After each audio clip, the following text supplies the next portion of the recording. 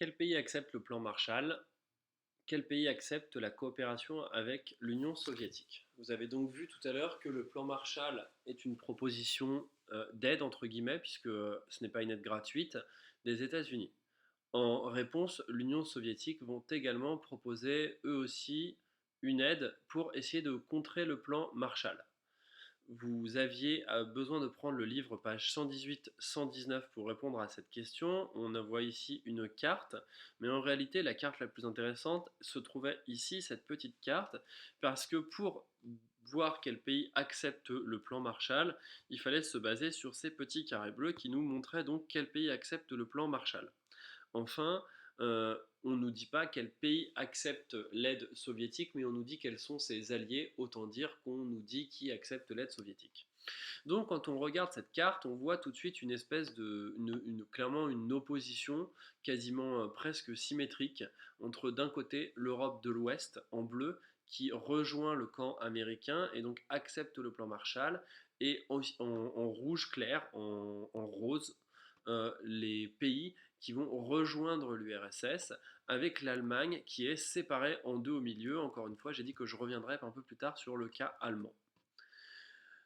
Qui accepte le plan Marshall? Les pays d'Europe de l'Ouest, ou de nombreux pays d'Europe de l'Ouest plutôt, de nombreux pays d'Europe de l'Ouest acceptent le plan Marshall.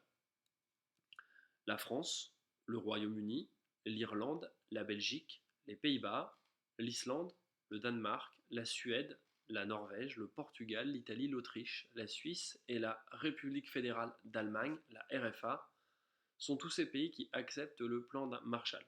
Vous pouvez donc tous me les noter. Je vous laisse un petit peu de temps pour noter. Et une fois que vous aurez noté, vous pourrez rajouter que deux autres pays qui ne sont pas d'Europe de l'Ouest acceptent également ce plan Marshall, la Grèce et la Turquie. La Grèce et la Turquie acceptent également ce plan Marshall.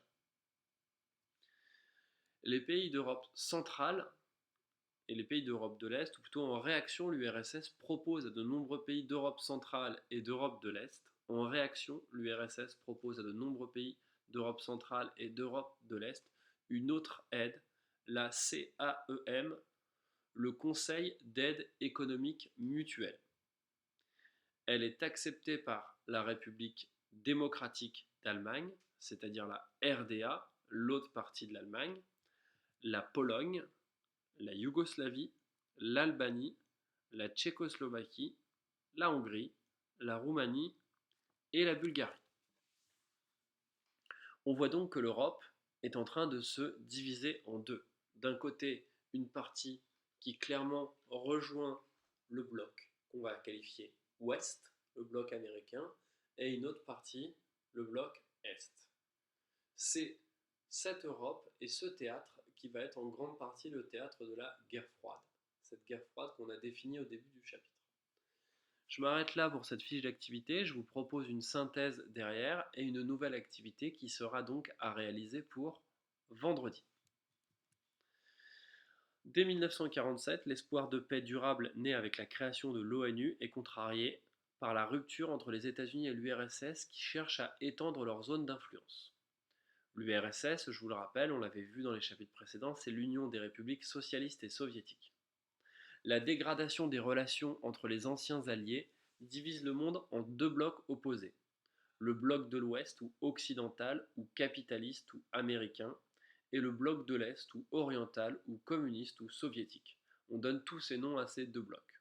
Il faut maîtriser tout ce vocabulaire, j'y reviendrai.